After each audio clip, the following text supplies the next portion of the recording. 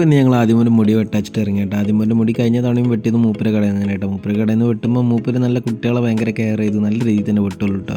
കൂടുതൽ മുടി നല്ല വൃത്തിയായി വെട്ടുന്നത് നല്ല വൃത്തിയാവും ചെയ്യും. അപ്പോൾ എന്താ വെച്ചാൽ അവന് വെട്ടുമ്പോൾ തന്നെ കൂടുതൽ ഇളക്കോ കാര്യങ്ങളോ ഒന്നും ഇല്ലാതെ തന്നെ അവരിക്കട്ടെ. മൂപ്പര് അത്രയും സൈലൻ്റ് ആയിട്ട് നല്ല ക്ലിയർ ആയിട്ട് വെട്ടും കേട്ടോ.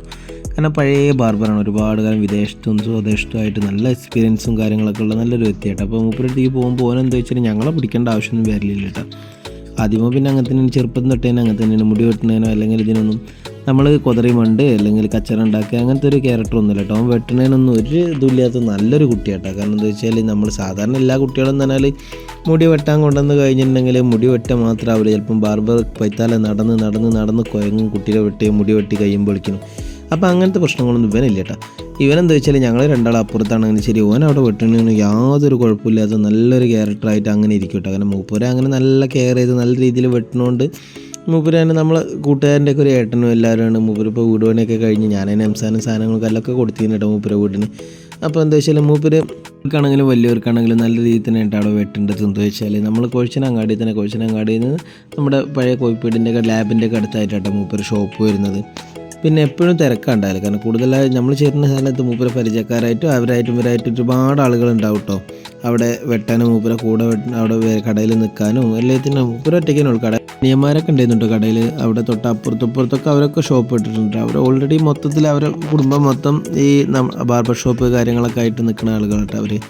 അപ്പോൾ എന്താ വെച്ചാൽ മൂപ്പര് കടയിൽ നമ്മളിങ്ങനെ പെട്ടെന്ന് പ്രതീക്ഷിക്കാതെ ഇങ്ങനെ നിന്നപ്പോൾ ഞാനൊരു പ്രതീക്ഷിക്കാത്തൊരു സംഗതി കണ്ടു കേട്ടോ. കാരണം എന്താ വെച്ചാൽ നമ്മൾ റയറായിട്ട് അവിടെയും ഇവിടെയൊക്കെ കാണേണ്ട സിസ്റ്റമായിട്ടത് നമ്മളൊരുവിധം സ്ഥലത്തൊന്നും ഞാൻ അങ്ങനെ കണ്ടിട്ടില്ല. കാരണം എന്താ വെച്ചാൽ ആദ്യം ചിലയിടത്തൊക്കെ കളക്ഷൻ ലെവലിലൊക്കെ ഇങ്ങനെ ഒരുപാട് കണ്ടിരുന്നു കേട്ടോ. പഴയ കാലത്തെ നോട്ടുകൾ കാര്യങ്ങളൊക്കെ അങ്ങനെ എന്നിരിക്കെ ഞാൻ നോക്കുമ്പോൾ ഒരുപാട് ഐറ്റംസ് എന്ന് പറഞ്ഞാൽ നമ്മളെ ഇന്ത്യൻ റുപ്പി തുടങ്ങിയിട്ട് നമ്മുടെ ഒരുവിധം എല്ലാ സ്ഥലത്തുള്ളതായിട്ടുള്ള നോട്ടുകളും പഴയ നോട്ടുകൾ ഏറ്റവും നമ്മൾ നിരോധിക്കപ്പെട്ട നോട്ടുകളും 500-ൻ്റേത് 1000-ൻ്റേത് പഴയ കാലത്തെ നോട്ടുകളും പുതിയ നോട്ടുകളും മൂപ്പർക്ക് എവിടെ നിന്ന് ഇത് കിട്ടിയെന്നറിയില്ല കേട്ടോ. ഒരുപാട് കളക്ഷൻ തന്നെ ഒരുപാട് കളക്ഷൻ കേട്ടോ.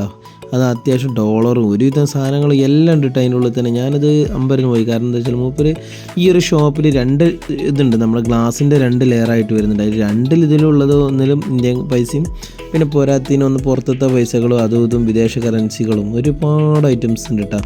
കുറച്ചൊന്നല്ല കേട്ടോ, ഒരുപാട് ഉണ്ട് കേട്ടോ. കാരണം ഇതെങ്ങനെ കിട്ടി എന്നുള്ളതാണ് എനിക്കറിയാത്.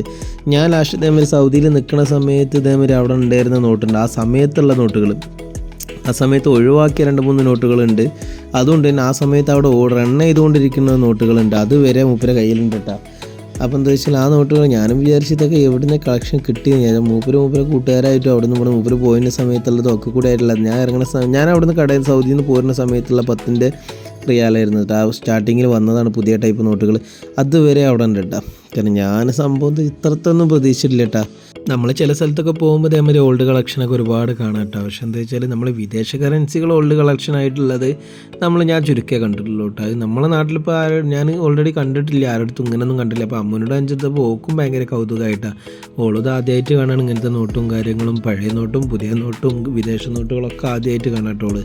അപ്പോൾ ഓളും ഇത്ര പ്രതീക്ഷയില്ല, ഭയങ്കര എക്സൈറ്റഡ് ആയിപ്പോയി. സംഭവം എന്താ വെച്ചാൽ ഭയങ്കര ഞാനടക്കം ഇങ്ങോട്ട് ആകെ എക്സൈറ്റഡ് ആയിപ്പോയി. കാരണം ഇതൊന്നും പ്രതീക്ഷിക്കാത്തൊരു കളക്ഷന്. നമ്മൾ എന്നും മുടിവെട്ട് പോരുക എന്നുള്ളൊരു ഇതല്ലുള്ളൂ അല്ലേ. നമ്മളിപ്പോൾ അവിടെ നിൽക്കാനോ നോക്കാനൊന്നും നിൽക്കലില്ലല്ലോ. അപ്പം ഞാൻ പ്രതീക്ഷിക്കാതെ ക്ലാസ്സിൻ്റെ അടുത്ത് ഇങ്ങനെ നിന്നപ്പോഴാണ് ഞാൻ സംഭവം കണ്ടത് കേട്ടോ. അപ്പോൾ എന്താ വെച്ചാൽ ആദ്യമോൻ്റെ മുടിവെട്ട് നല്ല തകൃതിയായിട്ട് നടന്നുകൊണ്ടിരിക്കേണ്ട ആളെക്കൊണ്ട് അലമ്പോ കാര്യങ്ങളോ ഒന്നുമില്ല കേട്ടോ. ഓനവിടെ നല്ല രീതിയിൽ തന്നെ വെട്ടാൻ നിന്ന് കൊടുക്കുന്നുണ്ട് കേട്ടോ. മൂപ്പരെന്താ വെച്ചാൽ നല്ല പെട്ടെന്ന് കാര്യങ്ങളൊക്കെ വെട്ടിക്കഴിഞ്ഞു. ആൾ നല്ല പക്കായി നല്ല വൃത്തിയായി സൂപ്പറായിട്ട്. അങ്ങനെ മൂപ്പര് ബാക്കിയുള്ള പൈസ ആദ്യമോന് കൊടുത്ത് മുട്ടായി വാങ്ങിക്കുമെന്ന് അതൊക്കെ കൊടുത്തു. അങ്ങനെ അതും വാങ്ങിയിട്ട് ഞങ്ങളിപ്പോൾ നേരെ ഞങ്ങൾ നാട്ടിലേക്ക് പോകുന്നുണ്ട്. അങ്ങനെ അമ്മു ആദ്യമോനും ഞങ്ങളിതാ നാട്ടിലോട്ട് പോയിക്കൊണ്ടിരിക്കുക. അപ്പോൾ ഇന്നത്തെ ഈ ചെറിയ വീഡിയോ ഇഷ്ടപ്പെട്ട ലൈക്ക് ഷെയർ ചെയ്യുക സപ്പോർട്ട് ചെയ്യുക. അപ്പോൾ വലിയൊരു വീഡിയോ ഒന്നുമില്ല, ചെറിയ ലെങ്ത്ത് കുറവുള്ളൊരു ചെറിയൊരു വീഡിയോ ആയിട്ടത്. അപ്പോൾ ഏതായാലും ഞങ്ങളിതാ വീട്ടിലേക്ക് പോയിക്കൊണ്ടിരിക്കുകയാണ്. അപ്പോൾ എല്ലാവരും ഇഷ്ടപ്പെട്ട ലൈക്ക് ചെയ്യുക ഷെയർ ചെയ്യുക സപ്പോർട്ട് ചെയ്യുക. Okay bye.